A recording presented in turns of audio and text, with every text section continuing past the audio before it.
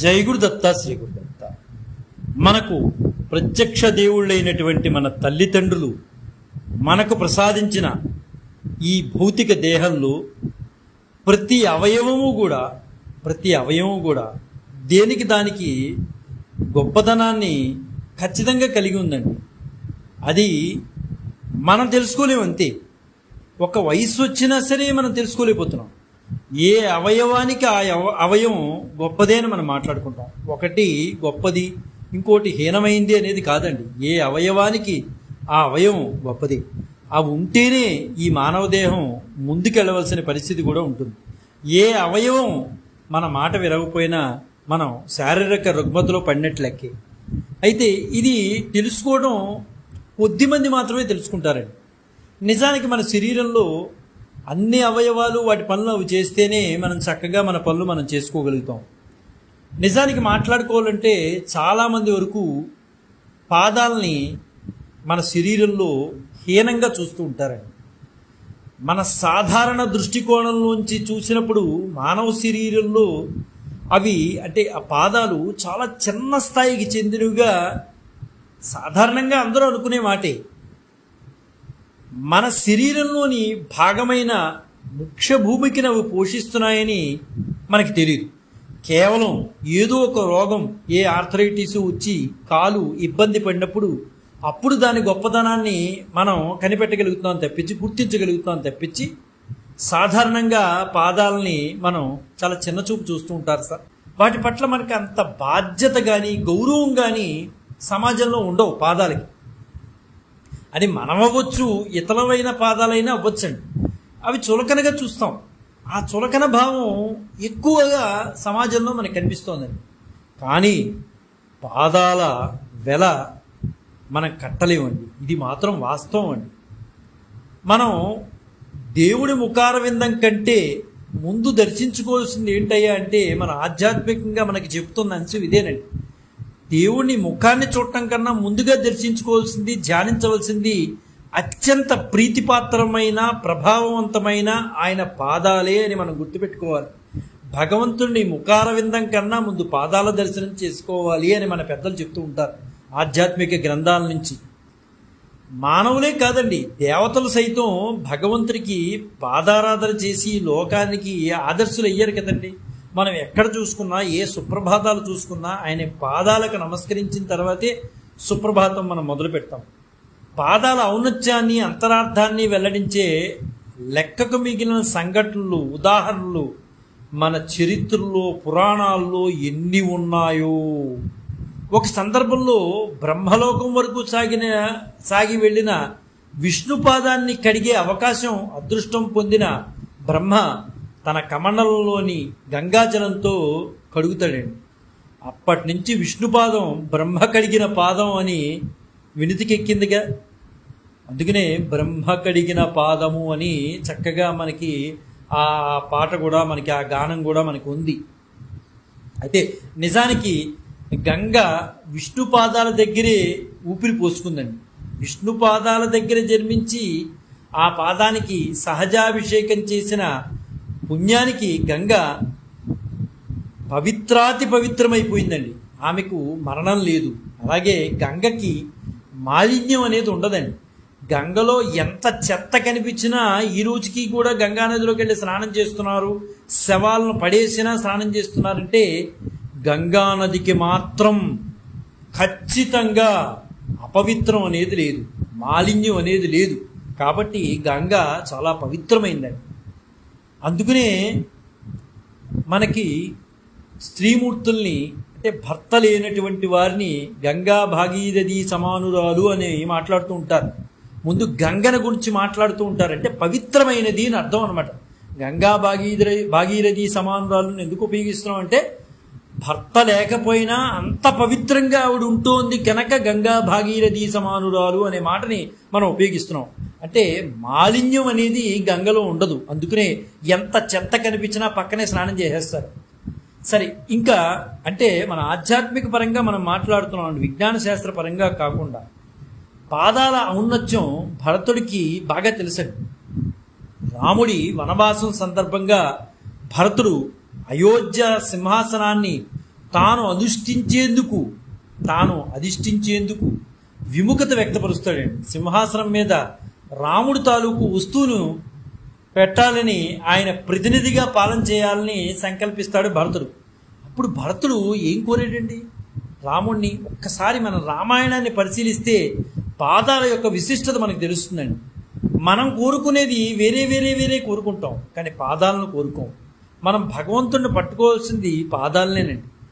భరతుడు సాక్షాత్తు భగవంతుని యొక్క తమ్ముడు అయినప్పటికీ కూడా ఏం కోరుకున్నాడండి? ఓ ఖడ్గమో విల్లునో గదనో ఏమి కోరుకోలేదు. ఆయన కోరుకున్నది శ్రీరామచంద్రుడు యొక్క పాదుకలు మాత్రమే కోరాడు. ఇది గమనించాలండి. మనం రామాయణం 100 సార్లు చదివాము, 200 సార్లు చదివాము, 100 సార్లు పారాయణం చేసాము, ఇవి కాదు లెక్క. మనం పారాయణ చేసిన వాటిలో ఎంతవరకు మనం గ్రహించగలిగాము, మనం ఎంతవరకు ఆచరించగలిగాము అనేది మనకు కావాలండి. రాముడి యొక్క పాదుకలను మాత్రమే భరతుడు కోరుకున్నాడు. ఆ పవిత్రమైన పాదుకలే 14 సంవత్సరాల పాటు అయోధ్యను పాలించేయండి. ఆనాడు రాజు లేడు అయోధ్యకి, కేవలం పాదుకలే రాజయ్యి 14 సంవత్సరాల పాటు అయోధ్యను పాలించాయి. ఎంత గొప్ప విశేషం అండి! రాముడు ఎంత గొప్పవాడో భరతుడు అంత గొప్పవాడు అని మనం మాట్లాడుకోవాలండి. ఈ సందర్భంలో 14 సంవత్సరాలు, 1 సంవత్సరం 2 సంవత్సరాలు కాదు, ఒక పుష్కర కాలాన్ని దాటేసి 2 సంవత్సరాలు అంటే దాదాపు 14 సంవత్సరాలు పాదుకులు రాజ్యాన్ని పరిపాలించాయంటే చిన్న విషయం కాదండి. అదే రామాయణంలో ఒక మాట కూడా మనకు తెలుస్తుందండి. అహల్య రాముడి పాదం తాకే శాప విమోచనాన్ని పొందింది కదండి. అదేవిధంగా సీతాపహరణం జరిగాక వానరులకు దొరికిన సీతమ్మ వారి నగలను చూసి గుర్తించమంటే లక్ష్మణుడు ఏమన్నారండి? వదిన గారి పాద మంజీరాలను తప్ప మరి ఏవీ నేను గుర్తించలేను అంటాడు. అంటే వదిన గారి పాదాలు తప్ప కళ్ళెత్తి ఎన్నడూ కూడా వదిన మోహన్ నేను చూడలేదు. అంత ఉత్తమోత్తముడండి లక్ష్మణుడు. కాబట్టి రామాయణం మనకి ఆదర్శం అండి. ఎవరో పనికి మనల వాళ్ళు మాట్లాడుతూ ఉంటారు. వాళ్ళు ఏంటంటే సరిగ్గా జ్ఞానం ఉండదు. 300 రామాయణాలు ఉండొచ్చు, 400 రామాయణాలు ఉండొచ్చు. నువ్వు ఏ రామాయణాన్ని ఆధారంగా తీసుకున్నా అందులో నీతిని తీసుకుని వెళ్ళు. కాబట్టి ఇక్కడ లక్ష్మణుడు ఎంత ఉత్తమోత్తముడండి. భరతుడు పాదుకలు పెట్టి 14 సంవత్సరాలు రాజ్యాన్ని పరిపాలిస్తే లక్ష్మణుడు నా వదిని మొహం నేను ఎప్పుడూ చూడలేదు పాదాలను తప్పించి అన్నాడు. ఎంత ఉత్తమోత్తముడండి ఆ మరిది. పుణ్యక్షేత్రాల్లో ప్రముఖ ఆలయాల్లో ప్రవేశద్వారం దగ్గర భగవంతుడి పాదాలు ఉంచుతారు. వాటి దర్శనం స్పర్శనం తర్వాతే ఆలయంలోకి ప్రవేశిస్తామండి. ఇది వాస్తవంగా జరగవలసిన విషయం అండి. కానీ కొన్ని దేవాలయాల్లో అలా జరగట్లా. భగవంతుని యొక్క పాదాలు ఉంచుతారు. సరే, అలా వీలు కానప్పుడు ఏం చేస్తారు? భక్తుల తల మీద పెట్టి ఆశీస్సులు అందించేందుకు శటగోపం పైనైనా భగవంతుడి పాదాలని అమర్చి ఉంటాయండి. అక్కడ వీలు కుదరకపోవచ్చు పాదాలు పెట్టడం, అందువలన శటగోపం పైన పాదాలు అమర్చి ఉంటాయి. అందువలన అనమాట శిష్యులు గురు పూజ ఆచరించే సందర్భంలో ముందుగా గురువు గారికి ఏం చేస్తారండి? పాద పూజ కదా చేసేది. గురు పూజ అంటే ఏంటి? పాద పూజ చేస్తారండి. పిల్లలు కూడా వివాహాది సందర్భాల్లో తల్లిదండ్రులు పాద పూజ నిర్వహిస్తారు కదండి. ఓ పరమ భాగవతోత్తముడు భగవంతుణ్ణి ఏ వరము కోరలేదండి. నీ పాద కమల సేవయు నీ పాదార్చనలకు తోడునివ్వవయ్యా అంటూ భగవంతుడు పాదార్చన, భగవంతుడిని ఆరాధించే వారితో స్నేహాన్ని మాత్రమే కలిగించమన్నారండి ఆ భాగవతోత్తముడు. అన్నమయ్య కానీ పురంధరదాసు కానీ ఇలాంటి భాగవతోత్తములు ఏం చెప్పారండి? ఇదే కదా మాట చెప్పడం. భగవంతుడిని ఏ వరము వారు కోరుకోలే, నీ పాద కమల సేవయే మాకు చాలు అని కోరుకున్నారు. మరి సతీ సక్కుబాయి కానీ ఇలాంటి వారు ఏం కోరుకున్నారండి? ఇదే కదా, భగవంతుడి యొక్క పాదాల సేవ చాలు మాకు కోరుకున్నారు. పాదాలు అంత నిమ్న స్థాయిలో వేషరహితంగా ఉన్నాయి కాబట్టే వాటికి అంత మన్నన ఈ రోజు కూడా ఉందండి. కానీ మనమే ఆ విషయాన్ని గ్రహించలేకపోతున్నామండి. తెలియని వాళ్ళు పాదాలని ఏదో అసహించుకుంటూ ఉంటారు. పాదాలు విశిష్టత వేరండి, అంత గొప్ప విశేషం. అందుకనే అల్లుడుగా చేసుకోవాలన్నా అల్లుడి యొక్క పాదాలను కడుగుతారు. కాబట్టి పాదాలకి అంత వైశిష్టం అనేది ఉందండి మన సంప్రదాయంలో. కానీ ఏమిటో ఈ మూఢనమ్మకాలు అంధవిశ్వాసాలతో ఉన్న విషయాలను మనం దూరం చేసుకుంటున్నాం. ఒక చిన్న విషయాన్ని మనం గుర్తుపెట్టుకుంటే మనకే తెలుస్తుందండి. శాస్త్రంలో చెప్పిన విషయాలు చివరికి వచ్చేప్పటికి మాటలుగా వచ్చి అవి మనం సరిదిద్దేసుకుని మనం ఏదో అన్వయించేసుకుని మనం ఏదో గొప్పగా మాట్లాడేసేసి దాన్ని 10 మందికి చిన్నభిన్నం చేసిన వాళ్ళు మనమేనండి. ఒక రకంగా చెప్పాలంటే కాశీకి వెళితే కాయో పండో వదలమన్నారని అంటూ ఉంటారు, మన పెద్దలు అన్నారండి. నిజానికి అందులో మర్మం తెలుసుకుంటే శాస్త్రంలో ఎక్కడ కూడా కాశీకి వెళితే కాయనో పండునో వదలమన్నారని ఎక్కడా లేదండి. నువ్విచ్చే కాయకో నీయిచ్చే పండుకో భగవంతుడు ఆశించడు, అది గుర్తుపెట్టుకోవాలి. నువ్వు ఏదో వదిలేస్తే ఆయనకేదో అయిపోతుందని ఆయన ఫీల్ అవ్వడు, గుర్తుపెట్టుకోవాల్సిన విషయం మనం అది. కానీ అలాంటి అంధవిశ్వాసాలను మనం పెంచేసామండి. ఈ రోజుకి కూడా మూర్ఘత్వంతో ఉన్నారు. అక్కడికి వెళ్తే నాకు ఇష్టమైన పండు అండి, నాకు ఇష్టమైన స్వీట్ అండి, మైసూర్ పాకును వదిలేశానండి కాశీలో, నాకు ఇష్టమైన మామిడి పండు అండి, నేను ఇవన్నీ వదిలేశానండి. నువ్వు వదిలేస్తే ఆయనకి ఇవన్నీ ఆయన ఇచ్చినవి కదా. ఇలాంటి అంధవిశ్వాసాల్లో మనం ఉన్నంత వరకు కూడా మన జీవనం అలాగే ఉంటుందండి. కనీసం కొద్దిపాటి ఆలోచన మనం జ్ఞానాన్ని పట్టుకోవడంలో ముందు చేసుకుని అజ్ఞానవంతులు అవుతున్నామండి. ఇది వాస్తవం. కొద్దిగా ఆలోచిస్తే, కూర్చుని ప్రశాంతంగా మనం ఆలోచిస్తే, నువ్వు కాయం దూరం చేసుకోవడంలోనూ నువ్వు పండుని దూరం చేసుకోవడంలో ఆయనకి ఏమైనా కలిసి వస్తుందా, కలిసి రాదా? ఎందుకు అవన్నీ? ఇవేమి తెలియని మాటలు మాట్లాడటం వలన ఇవే ముద్ర పడిపోతుందండి. రాబోయే తరాలకు కూడా పిల్లలకి ఇదే మాటలు పడిపోతున్నాయి. వాడు ఎందుకు అని అడిగితే దాని సమాధానం చెప్పలేడు. కానీ వాస్తవాలు మనం గ్రహించే శక్తి మనకు ఉంది కదా, మనం చదువుకున్నాం కదా.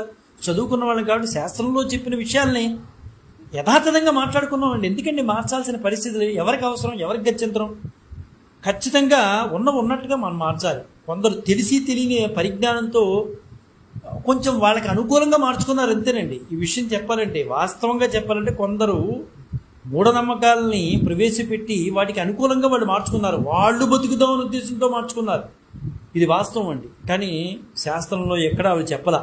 కాశీక్షేత్ర విషయంలో శాస్త్రం చెప్తుంది ఏంటయ్యా అంటే, కాశీకి వెళ్ళి గంగలో స్నానం చేసి కాయాపేక్ష మరియు ఫలాపేక్షను గంగలో వదలాలి, ఆ తర్వాత విశ్వనాథ దర్శనం చేసుకుని ఎవరెళ్ళక వాళ్ళు వెళ్ళాలి అని సుస్పష్టంగా చెప్తోంది మనకి కాశీక్షేత్ర మహత్యంలో. కానీ ఇక్కడ కాయాపేక్ష ఫలాపేక్ష అన్నారు. కానీ ఇక్కడ కాయాపేక్ష అంటే ఏంటి? ఈ కాయముపై, ఈ శరీరంపై ఉన్న ఆపేక్షను వదిలేయాలి. ఫలాపేక్ష, కర్మలపై ఆపేక్షను వదిలేయాలి. ఆ గంగలో స్నానం చేసి ఇవి వదిలిపెట్టేయాలి. శరీరంపై ఉన్నటువంటి ఆకాంక్షని, ఆపేక్షని, కర్మఫలాలపై, ఫలాపేక్ష అంటే కర్మఫలాలపై ఉన్నటువంటి ఆపేక్షని, నాకు 1 కోటి రూపాయలు రావాలి, 100 కోట్లు రావాలి, 500 కోట్లు రావాలి, నేను ఇల్లు కట్టాలి, ఇది కట్టాలి, ఈ ఫలాపేక్షలు ఏవైతే ఉన్నాయో కర్మఫలాపేక్షలను వదిలేసి చక్కగా నదిలో స్నానం చేసి విశ్వనాథ దర్శనం చేసుకుని ఎక్కడి నుంచి వచ్చారో అక్కడికి వెళ్ళిపోండి అయ్యా అని చెప్తున్నాడు.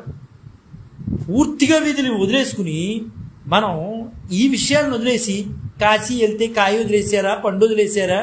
ఏమిటండి మాటలు? నిజమైన భక్తితో ఆ ఈశ్వర చింతన కలిగి ఉండమని ఆనాటి పెద్దలు చెప్పారు. ఈ దిక్కుమాల సంస్కారం అంతా కూడా మనకు వచ్చింది, మనం మాట్లాడుకోవాలంటే 1980 నుంచి ఇది తయారైందండి. ఈ దిక్కుమాల సంస్కారం అనేది. అంతకు మునుపు మహానుభావులు పెద్దలు అందరూ కూడా చాలా చక్కగా అన్ని విషయాలు చాలా సుస్పష్టంగా గ్రంథాల్లో రాశారండి. మనం పట్టుకోవడంలోనే తేడా పట్టుకుంటున్నాం. కాలక్రమంలో కాయో పండు అనే మాటని కాయాపేక్ష ఫలాపేక్ష అనే మాటల్ని కాయో పండుగ మార్చేశారు. అంతేగాని కాశీకి వెళ్ళి ఇష్టమైన కూరగాయలు, తిండి పదార్థాలు ఇవన్నీ కూడా నాకు మైసూరు బజ్జీ ఇష్టమండి, పూరి ఇష్టమండి, గంగలో వదిలేస్తున్నాను. నువ్వు పూరి ఇష్టమైంది వదిలేయమని చెప్పలేదు, గంగలో మిగతా విషయాలు ఏమీ వదిలేయమని చెప్పలా. అసలు ఆ ఫలాపేక్ష లేకుండా గంగలో స్నానం చెయ్యి అని అక్కడ చెప్తున్నాడు. నీ శరీరం మీద వ్యామోహాన్ని చంపుకుని గంగలో స్నానం చేసి విశ్వనాథ దర్శనం చేసుకోండి అని చెప్తోంది ఇక్కడ కాశీక్షేత్ర మహత్యంలో. ఈ భక్తిని మూఢభక్తులకు తీసుకెళ్లిపోయింది. చాలా మంది పెద్దలు ఉన్నారండి, పేర్లు చెప్పుకోవడం అనవసరం. కానీ ఈ మూఢభక్తులకు దయచేసి తీసుకెళ్ళొద్దండి. కాయని పండుని వదిలేయమని ఎక్కడా కూడా మనకు చెప్పలా. కనుక శాస్త్రం నిజంగా ఎలా చెబుతుందో అర్థం చేసుకుని ఆ క్షేత్ర దర్శనము, ఆ సంప్రదాయం పాటిస్తే నిజమైన ఆధ్యాత్మిక చైతన్యం వస్తుందండి. అలా కాకుండా మామిడి పండుని కానీ, వంకాయని కానీ, బెండకాయని కానీ, దొండకాయని కానీ గంగలో వదిలేసి వస్తే ఏ ఉపయోగం ఉండదండి. ఇంటికి వచ్చి వాటి వంక అలా చూస్తూ కూర్చోవడం తప్పించి ఏ ఉపయోగం ఉండదు. మా పక్క వాళ్ళు వంకాయ వదిలేశారండి, నేను బెండకాయ వదిలేశాను, ఇవన్నీ అనవసరమైన మాట్లాడి. ఈసారి కాశీ వెళితే మనకి శత్రువులైన ఈ శరీరంపై ఎక్కువ ప్రేమని మనం చేసే కర్మల మీద లేనిపోని కర్మ ఫలాపేక్షని మాత్రమే వదులుకుందామండి. ఇది మాత్రం వాస్తవం. పిచ్చి చేదష్టం కూడా చాలా మందికి వచ్చేసిందండి. ఏంటి, కాయలు తీసుకెళ్లి పుష్కరాల్లో మామిడికాయ వదిలేస్తే జీవితాంతం నాకు ఈశ్వరుడు విశ్వనాథుడు నన్ను అనుగ్రహించేస్తాడు, నాకు ఇష్టమైనది వదిలేసాం కదా. అది కాదండి. మన ఫలాపేక్షలు కాయాపేక్షని తీసుకెళ్లి అందులో వదిలేయాలి. మన శరీరం మీద ఉన్నటువంటి ప్రేమని, మన ఫలాపేక్షలు ఏవైతే ఉన్నాయో, ఆశలు ఏవైతే ఉన్నాయో వాటిని అన్నింటినీ వదిలేయమని చెప్తున్నాడు అక్కడ. ఆ వదిలేసి విశ్వనాథ దర్శనం చేసుకుని యథాస్థానానికి మీ ఇంటికి వెళ్ళిపోండి అని చెప్తున్నాడు. అలాగే విశ్వనాథ దర్శనం చేసుకుని నిజమైన ఆధ్యాత్మిక జ్ఞానాన్ని కలగాలని నేను స్వామివారిని ప్రార్థన చేస్తూ, జై గురుదత్త శ్రీ గురుదత్త శ్రీపాద శ్రీవల్లభ చరణదాసుడు మానికొండ రాజశేఖర శర్మ రాజమహేంద్రరావు. స్వస్తి.